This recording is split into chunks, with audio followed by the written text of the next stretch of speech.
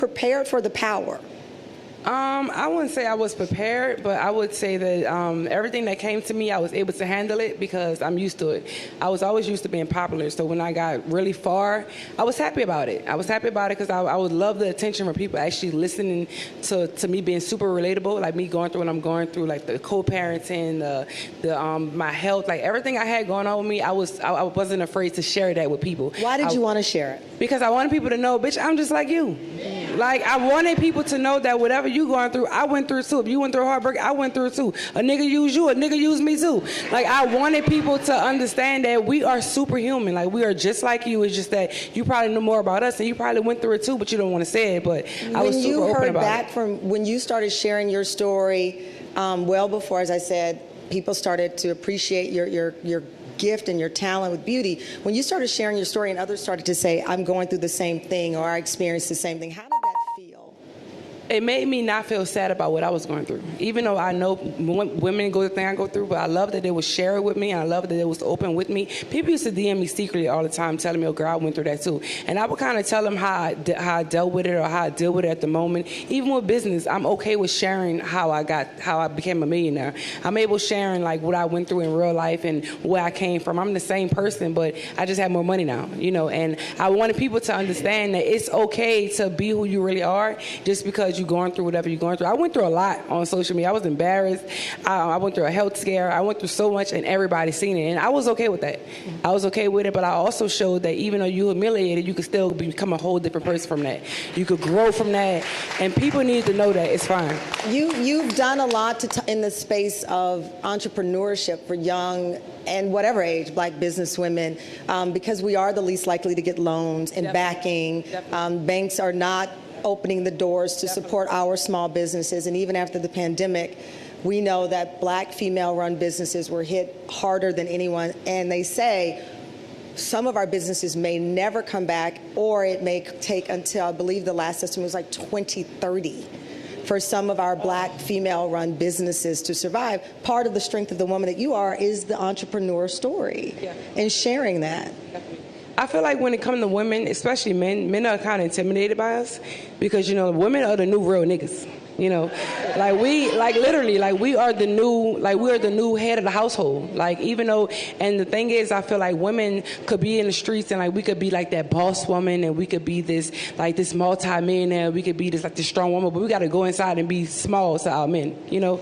And like they want us to be like, we don't mind the men the head of the household, but you want me to change who I am when I come home, so you won't be intimidated by me. And I feel like a lot of women went through that, and I feel like quarantine was good for us because we really found out who was really proud of us and who wasn't, and we really found like secret things in our partners. Like a lot of people broke up because of the quarantine. When you around a nigga all day, like you really see their true intentions, and like it gave you that peace, it gave you that sanity, because people that was working all the time and they was running all the time, going out of town all the time, they had the time to sit down.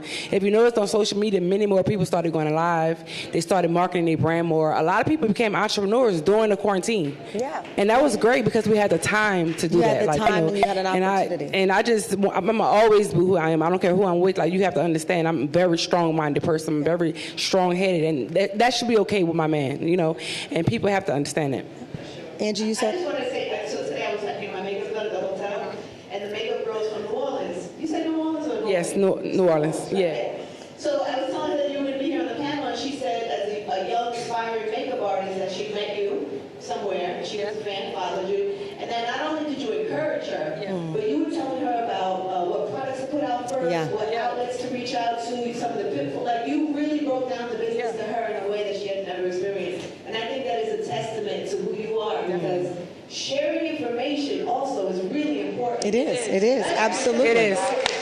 Especially for the young business owners, because you don't have, you have the gift, you have the product, but then the other tools to sustain the business are things that you've learned and shared. Yeah, I share it all the time. I'm on live telling what you should do, what you shouldn't do, how you should market it, how you should start it. I don't mind sharing like when I collapsed. I don't mind sharing when I started. I was cheap.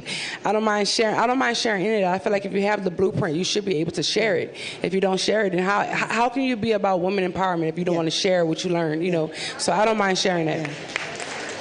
Before we wrap up, Mary, it's picking up on what Super said, sharing. and having the power to share. 1991, as I said, you thought about this. Here we are now. What do you hope the global impact of this is? Because now things aren't just kept in a room. Everybody's tweets, what you share will go all over the world. And black women all over the world will look at this room and say, I wish I was there. Definitely. What do you hope the impact of this festival is? Exactly what you just said. Women from all walks of life look at this program and say, I wish I was there, or come to this event and come back, because like Angie said, and she said, this whole Strength of a Woman festival is about sharing information, getting different perspectives on things, and learning different things from different people. And it's a learning experience. This festival, just like, all these, like the Essence Festival had all these summits and all this. Everything is about learning. Right. And I think the most powerful thing is all these women being here, and that's the strength of a woman. Seeing other women being empowered. Right. First strong woman I ever seen was my mother. Second one was my grandmother. So that's the strength of a woman to me. Yeah. Women strengthening each other by example. So we all lead by example. Yeah. So if I see my mom come through something, or my sister come through something, or my friends come through something, I want to know how to do that. And that's what this whole event is about, us learning how to grow and uplift each other and teach each one, teach one. Each one, teach one. Before I wrap up, the last thing, Good Morning Gorgeous.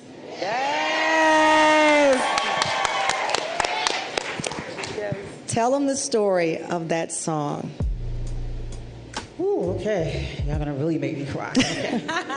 So I was in a, like Tasha was saying, fucked up niggas, bad marriage, horrible marriage, and I was going through hell, and nothing could ever please this person, no matter how much I worked out, no matter how good my sex was, no matter if it was good, I don't even know.